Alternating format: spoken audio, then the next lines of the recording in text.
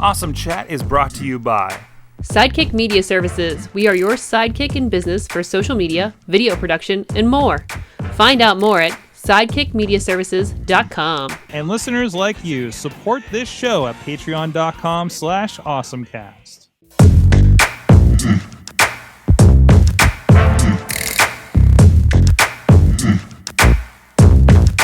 Hey guys, it's the Awesome Chat. Mike Sorg at Sorgatron on the Twitter here, where we talk geeky and tech with local people and abroad, Pittsburgh and abroad, doing some great things around businesses, technology, social media, all kinds of fun things. Check out all the past interviews, tons of them, over there on awesomecast.net, or subscribe to the Awesome Chat on iTunes, Stitcher, Spreaker, iHeartRadio, whenever Amazon Web Services is actually up. And, of course, video versions on the YouTube and the Facebook pages for Awesome Cast. And you can please subscribe to the Awesome Cast Facebook page, because we like to do these live whenever possible. You never know who's going to stop in the studio, when we're going to do things, and sometimes we do announce those in advance so you can join us. You don't know. Or maybe I'll just get something in the mail that I want to unbox on Facebook Live out of nowhere, like we did also today.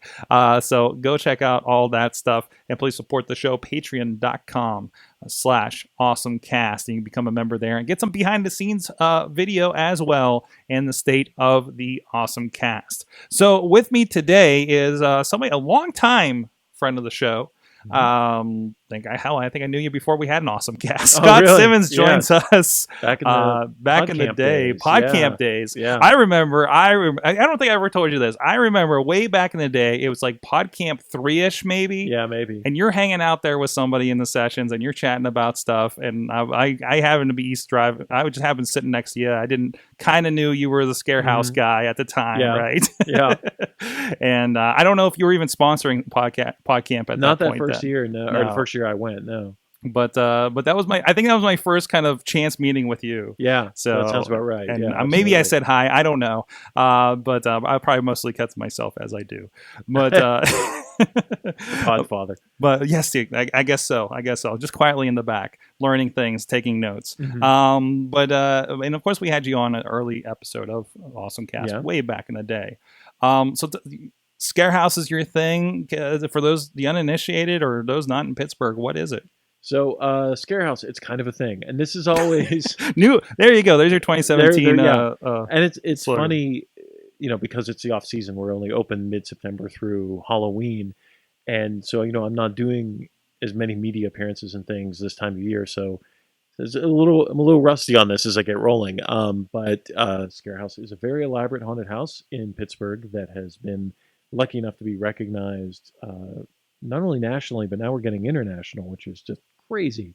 But ScareHouse started as a small business. I've always been a big Halloween nerd. I grew up working at all the haunted houses here locally back in the 80s, and it just grew and grew and grew, and now it is my full-time job. I'm the co-owner along with my dad and creative director, marketing director, and work very closely with Dutters. I had to think about how she's referred to in this world. She's the Dutters. She's the Dutters, yeah. Katie is the Dutters. Katie is the Dutters, and lucky enough that ScareHouse is my full-time job. I and Dutters and a lot of us, we get paid to scare people, and we do it all year long. Not only coming up with new content, changing the ScareHouse around every year, but also we do not have outside ad agencies or PR firms, so we have to produce the event in terms of actually making the haunted house, making all the scary stuff, but then also promote it, and then also do all the things that are related to it. So it fills up the year pretty darn quickly. And it's been interesting. Of course, Katie's a part of the Awesome Cast, and we talk about social media a lot and the marketing side, and just chats I have with her as a friend. Just like all the stuff you guys go through, I guess through the year is pretty amazing. Yeah. Well, I mean, it's funny because both Katie and I have to do a lot of did I say have to? I meant get to. A lot of networking. Right. It's great. Going to different events, trying to interest sponsors, marketing partners, going to functions. And the question we get asked the most is, well, what do you do for the rest of the year? Or what is the building for the rest of the year? Well, the building is a haunted house year round. It's just not open. We're building the haunted house Right. year round. So people think about like, oh, you build up the haunted house, like these places, like I think regionally Yeah, more, right? yeah, Like in small towns, like, oh, we're gonna go to take the church or the temple or the rec center and turn it into a haunted house, yeah. right? So many misconceptions, and I mean that's part of why we embraced social media. I mean, there's a lot of reasons why we embraced social media, but putting a lot of this content and photos and videos and things online to show people to help, because even though the industry has changed so much, Get your podcast going. Sorry about that. the industry has changed so much that, but there's still that misconception of, oh, like you said, this is the JCs, this is a bunch of kids in a barn. Like, no, these are very Hollywood quality, elaborate effects and sets and scenes that take a long time to get right, to put together. And our audience, we have a very loyal fan base. They come out every year. They want to see new stuff. They want to. Mhm. I like to think of every year of ScareHouse as basically the next in a series. There was a while there. I think it was with the Saw movies and the Paranormal Activity movies, where like every year there was a new one. That's what ScareHouse is doing, and you're not going to come out every year if it's exact same year to year.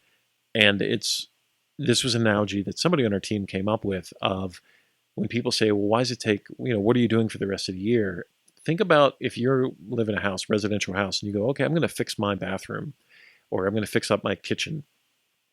Kitchen might be a good example. And you go, oh, wow, how long is it going to take you to fix up your kitchen? Like, oh, it's going to take me like 6 months. Even a lot of people say, well, 6 months, it might take you a little bit longer than that by the time you change this around, change this. I think ScareHouse itself, just on the main floor, is like the attraction itself is close to 15, 16,000 square feet.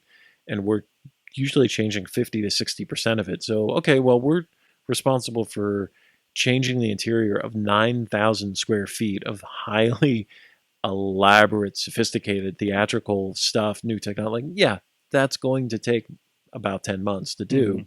Plus, coming up with new marketing campaigns, updating the website, doing the video. We Our staff size grows to over 150 people on payroll, mostly seasonal. Well, we got to hire them, got to train them, got to do it. Like it's remarkable how much time that takes. And yeah, it is not just what are we going to do? What spooky sheets are we going to put up on the walls this year? Like it's a big thing. It is really elaborate. I've been through the lights on tours and everything, and just behind the scenes, just other things around there, and it is really interesting to see how I've always like want to stay and look at things instead of Yes. moving on to the next thing Yeah. to jump out at me, right? Well, we're all big Disney nerds, and we all take. Which is look at the Scarehouse stuff. We're all Disney nerds. Oh, the nerdiest. The people behind the scenes of ScareHouse, such nerds. It's Mhm. there's a lot of Disney music playing. There's a lot of talk of Hamilton. A lot of excitement when we're a dog friendly office. A lot of excitement when all the dogs come in. But Disney nerds, theme park nerds, in terms of that idea of like the best theme park attractions, like Tower of Terror, Haunted Mansion, Pirates of the Caribbean, Diagon Alley, which is more than an attraction; it's a whole thing. Um, it's not just doing it for the sake of doing it. When you pack these places with so much detail and so much layering of stuff on top of stuff on top of stuff, it's actually good business sense as an attraction because you cannot possibly see everything on one trip. Mhm. So it encourages you to come again. And then also it allows that sense of over delivering. I have definitely been through attractions, not just in haunted houses, but experiences where I go through once and they go, do you want to go through again? Like, no, I think I kind of got it. I got all the stuff that's going on. But I'm a huge movie nerd as well. Like movies that seem very, very dense with layered stuff and meaning. We were just talking the other day about the Mad Max Fury Road, and that is a movie I saw multiple times in the theater. I just posted a thing online of somebody put up a whole series of photos of every vehicle in that movie, and you just see how much design thought went into it, but not just design for the sake of, oh, we're just doing this because it's cool. Everything has a reason for being there, and there's a thought process behind it was there, and a story behind why there's this little frou-frou thing on the steering wheel and why it's this color versus that color. That level of really deep design is fascinating, and I think it's something that the majority of the people going through, they don't necessarily notice it in a very specific way, but they sense it if it's not there. Mm-hmm. You know, you can sense when you're going through anything that's highly designed. If you're like, they just kind of threw this off. This feels somehow less than. But if you're going through an experience and you're feeling like, wow, they really thought about a lot of different elements of all this stuff to fit together, they really respond to it. Absolutely. So you talk about a little bit of like through the years, using technology. I think speaking at one point, like things like PodCamp were really influential on how you kind of latch on to that kind of stuff, right? Yeah. Can you talk a little bit about the things you've tried over the years, and maybe things that didn't work out over the years that you've learned? Like, we all do this, doing this show, do everything. We learn things the hard way, right? Well, I mean, there are only so many hours in the day, right. And that's the thing. As I was listening to start and intro all this, and I thought, man, that's like a Chris Hardwick level of, I got 5 minutes. What else can I produce as new content here? Yes. And I think there have been a lot of things that ScareHouse has done that we start and we realize we do not have the time to commit to this project because this project is so much more time consuming than we thought it would be, or requires a thought process. And I think that is something that Katie and I both struggle with, because we get excited about new ideas. Like, oh, we could do that, we could do that, we could do that. Mm-hmm. And then 2 weeks go by and you're going, oh, I think we forgot to sell tickets this week because we're so busy on this new thing. So that's been something that we've really been forcing ourselves over the last couple of years to really be disciplined on the ROI of a thing. Last year I can think of our YouTube channel has done very well for us, but it's taken time. We're up to 5 million views right now, and that's great. And when you talk about things that have worked and things that haven't worked, the first few years, I come from a background in television production. I worked at a local TV station doing their topicals and things. And the first couple years of YouTube, we've always made these very cinematic trailers and cinematic videos, and those have done very well for us. And I love doing that. I'm a big movie nerd, and that's so far the closest I've been able to get to living out my ideas of being a director, of being, doing these 90-second mini movies, basically, or trailers for movies that will never actually, that the experience of going through the ScareHouse is the movie, if you will. But our behind the scenes, right from the beginning, we identified that people want to see behind the scenes of what goes into ScareHouse, the process of all this design, all the weird things that happen. And for the first few years on our YouTube channel, those videos were as heavily produced as the trailers.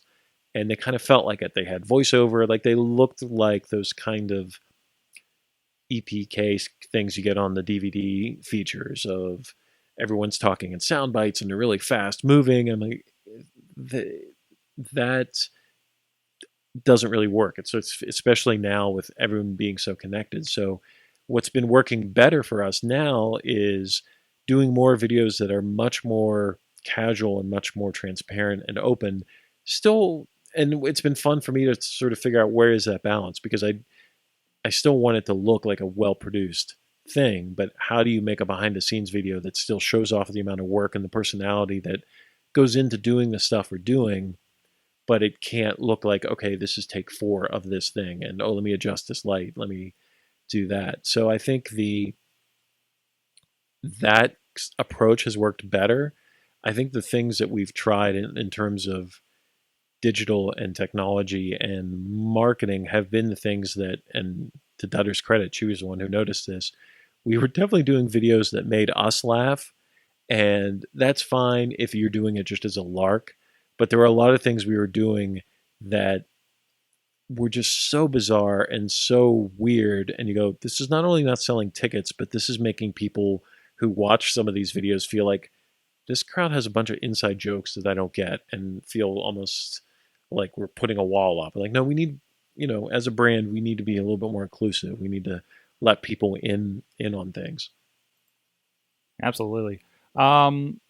there was one thing that we've talked about it on the Awesome Cast. Again, kind of playing with technology. That I'm surprised that the blew up. And I know we're supposed to have a part of this conversation on your podcast Yes. too, and then end up talking about a ton of other things. But we got in and got to play a little bit with 360 video. And as you're seeing kind of like these new technologies and like kind of things to play with, what did you think of an experiment like that? And how do you kind of take on those kinds of ideas of, do we try this tool? I know we were before the podcast. Yeah. I was showing you kind of a new toy we have here in Yeah. the studio. Yeah. And and I can see the gears rolling Oh a yeah. little bit. Oh yeah. Absolutely. We're definitely in the same vein with those Yeah. things, But I mean, that was something that again, fortunate to come in and be able to play in your space a little bit Yeah. with some hardware we had.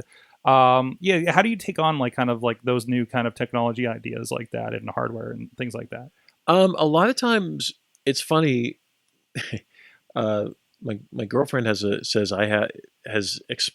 defined my mental process as everything informs everything, and meaning like I can take an analogy from the most bizarre place and apply it to haunted houses. I'm going to give you an example of that by quoting Paul Williams. Paul Williams is the singer-songwriter still alive, subject of a great documentary called, I think it's actually called Still Alive. And I was listening to an interview with Paul Williams, who wrote Rainbow Connection. He was in Smokey and the Bandit movies. I go off on tangents. And he said that he figured out that his brain takes in information and then processes things in the background, because he would struggle with, like he said, Rainbow Connection, for example. He was struggling with trying to come up with a line, come up with whatever. Finally, I think it was Rainbow Connection, just got frustrated, walked away from it.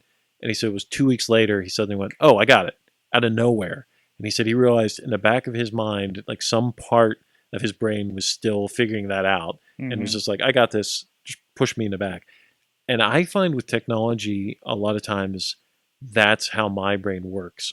Not just in technology, but a lot of things. Like I'll react to something and I'll go, I think sometimes my subconscious is much faster than front of brain. And so using an example of not even new technology, but just adapting technology, a few years ago, I just by sheer dumb luck, I was able to go to Sundance for half a day. I was already in Salt Lake City. I was actually in Salt Lake City for an even weirder reason, visiting a friend who runs a haunted house in Salt Lake City, who actually we've talked to on a ScareHouse podcast a couple years ago. See, here's how the tangents go. This is why Dutters is always very frustrated at my meetings. People say, oh, a haunted house in Salt Lake City. Like, yeah, a really successful haunted house in Salt Lake City. In fact, haunted houses are incredibly popular in Salt Lake City. Why? Not because of the occult. They all tend to stay away from it. Salt Lake City, a lot of Mormons, means a lot of young people who don't drink, who don't go out to bars. They're looking for things to do. Hey, there's a giant haunted house. Ba-boom. Anyway, I happened to be in Salt Lake City in January anyway, realized Sundance was open, went up there, Babadook, actually. And part of being at Sundance is there are just all these sort of cafes and lounges and things that are showing off the new toys, the new technology. And somebody was basically showing off a kind of portable ring light system that you could take with you on shoots. And for those of you who haven't done production, the ring light is literally just a ring that goes around the camera and has all these sort of bare bulbs and gives a kind of very sort of glamorous look. And then sometimes as a style choice, you can choose to get the actual ring light in the eyes. And it gives just a very unusual look. It's used sometimes in like Missy Elliott videos and things, sort of over the top style. But I saw that and I thought, well, that's really interesting. And it was just, again, in the back of the head. And it was probably 2 months later when we were at that time talking about doing behind the scenes videos. And the idea came up of, I really want to profile the people who are making all this stuff happen and have insights into the process, costuming, makeup, etc. So we ended up building our own ring light, unlike the one we saw at Sundance, which was very fancy. Ours was like 2x4s and things, and still have it, by the way. And so that was a thing of seeing a thing and not going instantly like, oh, here's what I can use for monster movies or this or what have you. And I do that same process with like apps on the phone. Like I'm a big fan of just downloading weird film apps, and then it's usually a couple weeks later, like, oh right, now I know, now I remember what I can do with that thing. But it's interesting when I say about the ring light, that was a good example of, we did this whole series of videos that year, and they were fairly successful, and I think they worked well to introduce the people who do this. But very quickly, again, going back, and I think that's something that served ScareHouse very well, is being able to adapt to the data and the times. I'm really proud of those videos, again, still on our YouTube channel, but realizing, okay, they looked very produced and processed. So how it's our behind the scenes videos now are a little bit grungier and grainier, and that was probably decided because I saw some interest. That was just changed because the things you can do with your iPhone, with some of these other cameras, like, well, that's HD, we can make that work. So constantly sort of using the technology at hand, and then not just making the videos you want to make, but going like, okay, this is the way people are watching videos, the way people are engaging with this content. Nobody wants to watch on their phone some heavily produced thing. When we did the heavily produced thing with the ring light that I'm talking about, that was a few years ago, right when people were starting to adjust to, oh, there are more and more HD videos on YouTube. YouTube videos should be more cinematic. So our videos, our behind the scenes videos that year were incredibly cinematic. Now people are watching them on their phone out of the corner of their eye, like, all right, well, there's no point in being cinematic anymore. We can make it more run and gun. More adapting for the Facebook culture, the YouTube culture, like as it is now. Yeah. Or having Princess Holly read Kanye's tweets. Things like that. Well, and that's been a fun, as I look down on that, that's a really something that has been fun with all this different technology. And it took time to sort of slowly adjust to it. But I'd say for the first few years of the YouTube channel on ScareHouse, all the videos looked kind of uniform. They all looked very professional, very produced. And I've tweaked it slightly, but on the big trailers, the big sort of narrative videos, the look of them has changed as we've used different kinds of cameras and gear. But if I've done it right, you should be able to watch, say, the trailer from 2004 and then the trailer from 2016. And you might go like, wow, the production scale of the things have changed, but they all look kind of similar. There's like a definite selection that we make in terms of color choices and contrast and impact and all that kind of stuff. Whereas the other behind the scenes videos are like the weird, like you say, Princess Holly reads mean tweets. That gets a much more varied kind of look. And that to me is where it's been fun with the technology and the 360 that you did of, all right, let's make this YouTube channel a little bit more experimental, and we can sort of play with it. And you and I were talking earlier, that to me, when you're making these videos and doing things online, the benefit of being affiliated with something that's scary and horror related is, oh, it can be grainy, it can be out of focus, it can be kind of weird. Like Princess Holly reading the tweets is like, it's deliberately overlit and grainy and nasty. And that's fortunate because I've been in video production one form or another for almost 30 years now. My skill set is not being the guy in the camera and making it look pretty. But with technology now, as long as I'm shooting something and I'm like, all right, it appears to be in focus and it appears, there's enough exposure where I can see everything, then I can go in and post and make it look more like a thing. That has really benefited us in a big way. And that's where you look at the amount of videos we produce. ScareHouse, that very first year, the YouTube channel, I think we did 3 or 4 videos a year. Last year, I think we did 50. So, and it's because we have the phone and the you can scale. Stuff. It is scalability, and it's getting out and it's kind of communicating a little bit more, right? Yeah. And you need to have a little bit of everything, but it's wild to me that there are definitely cases where the big, heavily produced video that we do, that we spend a lot of money on, sometimes it gets fewer views than that thing I did on my phone one time. It was kind of funny. And it can be tempting when you look at that data to go like, well, let's not spend money on the big production anymore. Like, no. Kind of need both.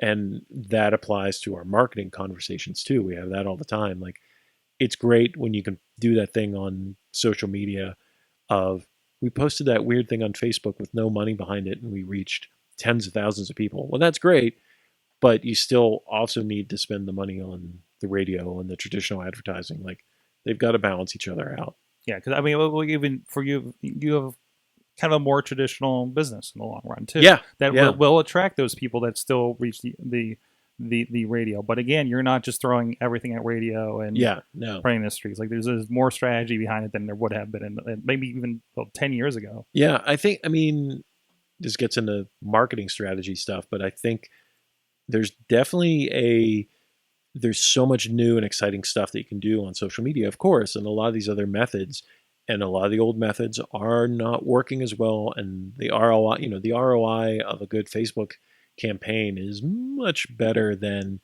TV, radio, etc. But TV, radio still work. It's not like, all this stuff works in one way. It's just a matter of you only have so much money to make it work. Absolutely. Let's talk about a little bit real quick the technology in the ScareHouse. Oh yeah, Obviously stuff you developed over. I got to see a little bit of the behind the scenes here and there about some of your systems and the security and how you kind of keep an eye on things. yeah. Like there's behind the scenes about the sound design, about the lighting. There's a lot of stuff in there.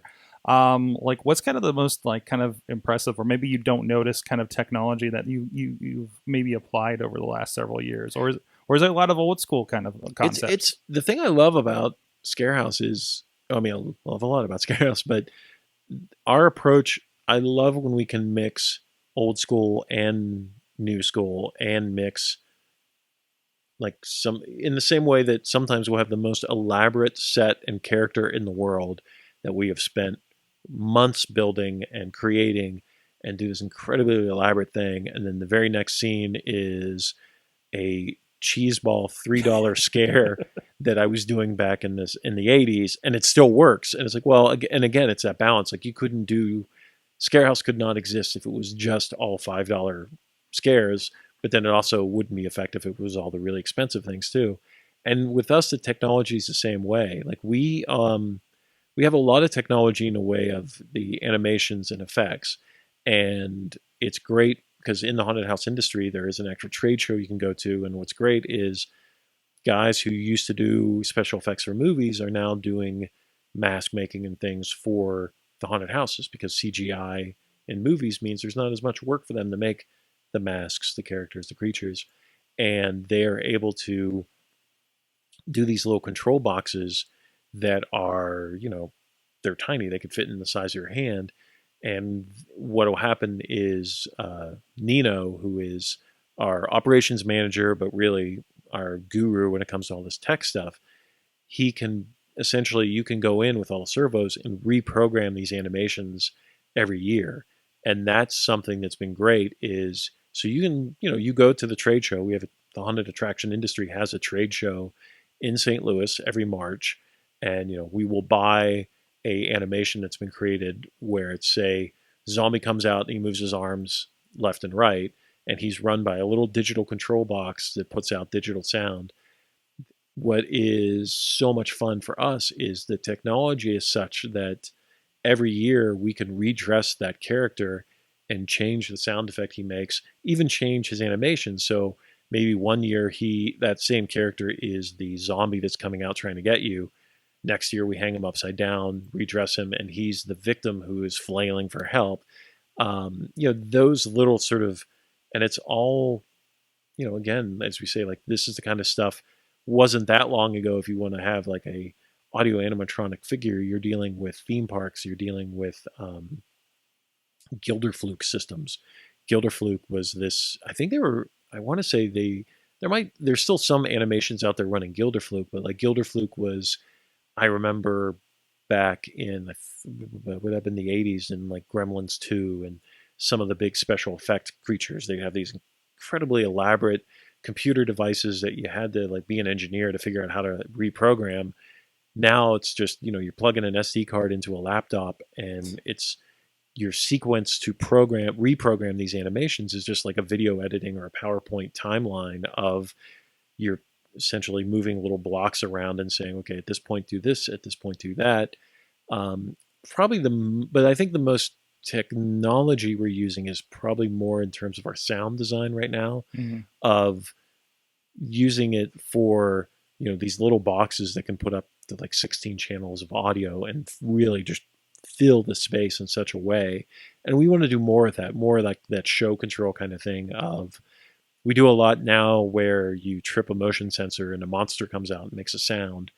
As we've gotten more used to the technology, now it's the ability of, you can have an actor push a button.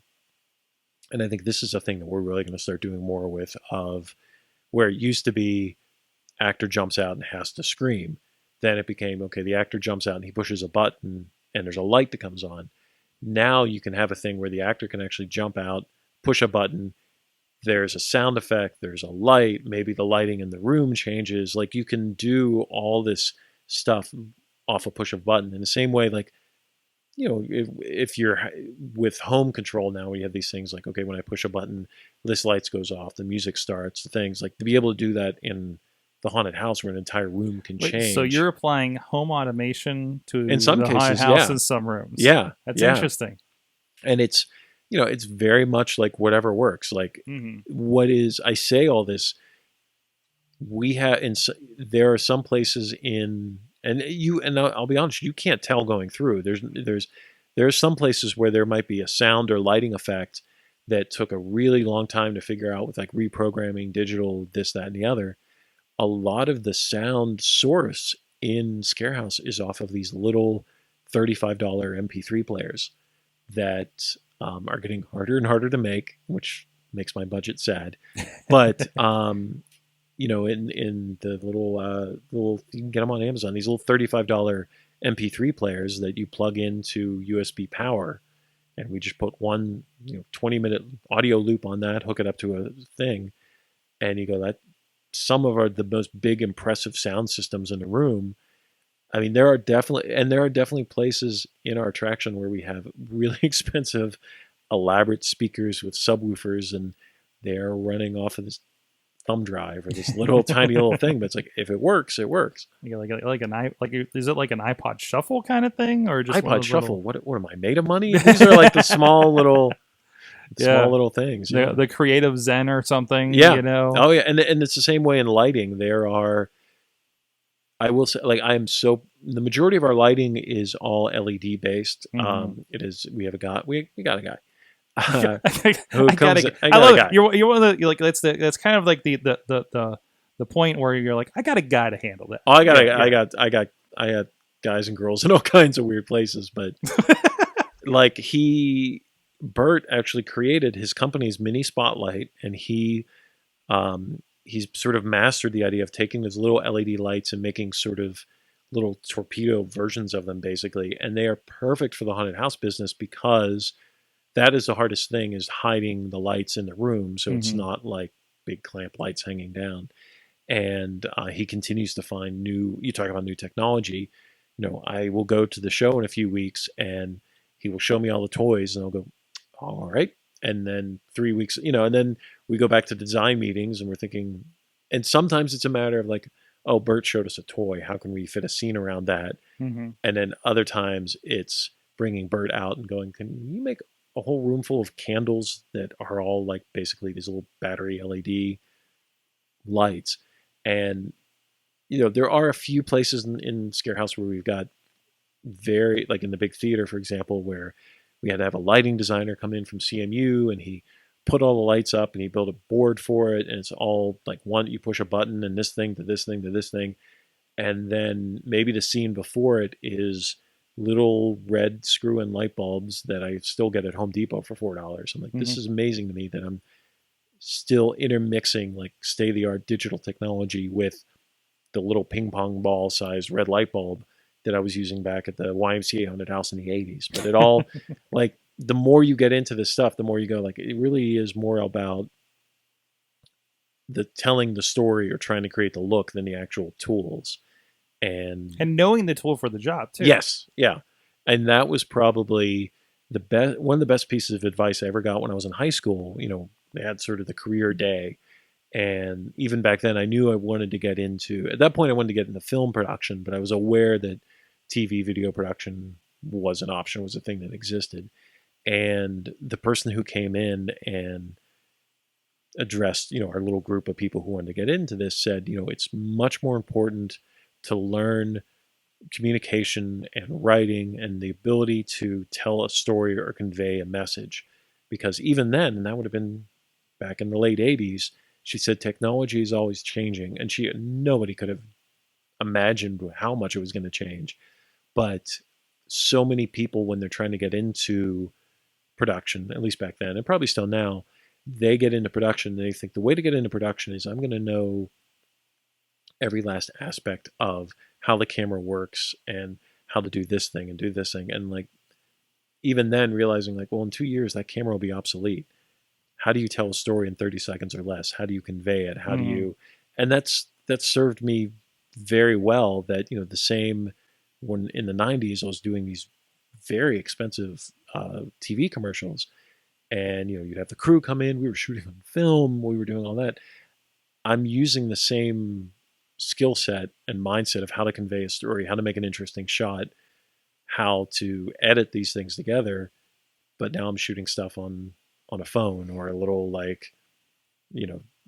little camera that we got at a show once. It's like part flashlight, part camera. Like, it's all the same. Like you say, you're adapting the tool for the story you're trying to tell. And I definitely know of at least one guy specifically who was a contemporary of me, and he totally went into the route of, I'm going to become a camera guy. I don't need to know all that stuff. I don't need to know. It's like becoming a mechanic, right? As opposed to, I don't know, a car designer. Yeah. And this guy, like, one of his big things was, he said, like, I'm going to be studio camera. He wanted to be a studio camera operator. He wanted to be the guy that would be like in the studio running the camera, switching. And I think 5 years later, robotic cameras showed up.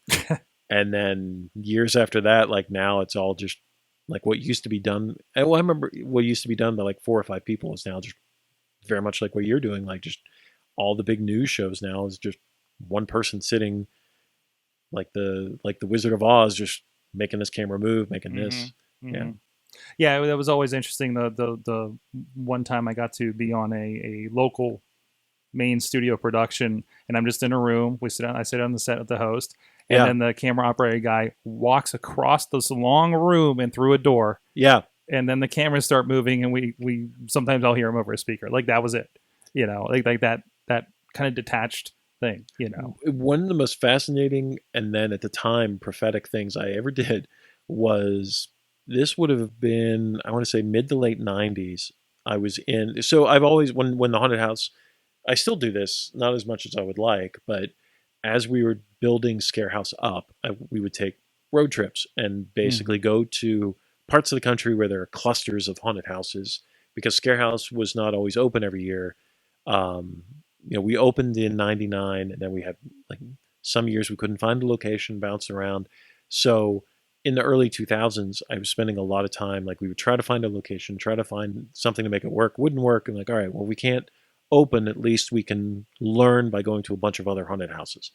And, that all benefited us considerably. And, once we moved into the building we're in now, we moved into that building in 2007. So it's now 10 years we've been in the same building, working year round, using all that knowledge we learned from going through all those haunted houses in the early 2000s. But we're in near the Philadelphia area, which is where QVC originates. So we actually took a tour of QVC studios, and I was able to, that was one of the reasons why I was so glad at that point I was freelance. And I remember that was when I saw the future of broadcast television. And QVC is, a home shopping network. And I really encourage anybody who's in production or marketing, if you're ever in that side of the state, take the QVC tour. It is fascinating as a business model, and to see just how few people are running it. Like, it is remarkable. Like, it really is. My memory is like maybe 2 people. Like, the producer is just like radio style. The producer is cueing the talent. She's watching like the amount of stuff that's being sold online. She's queuing up callers. And yeah, there's that one guy who's running, one guy or girl who's running the audio, making the cameras work, cueing the models, doing the thing. Like Wow. it's nuts. So I'm on the right track. You're on the right track. Yeah. Here, as I'm live switching, playing with our new toy, you guys might be seeing on video. Yeah. Making sure the audio is okay. Got the live stream in the chat room. Like that's the model. That's the professional model, right? And it's and sure enough, I saw that, and then went to, at that point I was still freelancing at a local television station, and at that point they had robotic cameras and a fairly big amount of people in the control room. And I remember having that sense of like, I don't think this is going to stay this way much longer.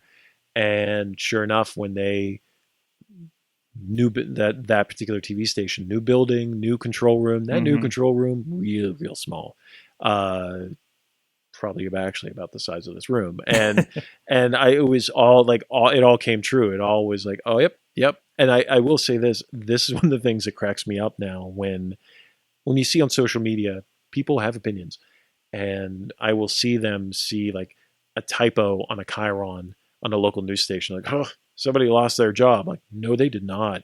That you have no idea how much the people on camera and behind camera, how much multitasking they're doing in a day.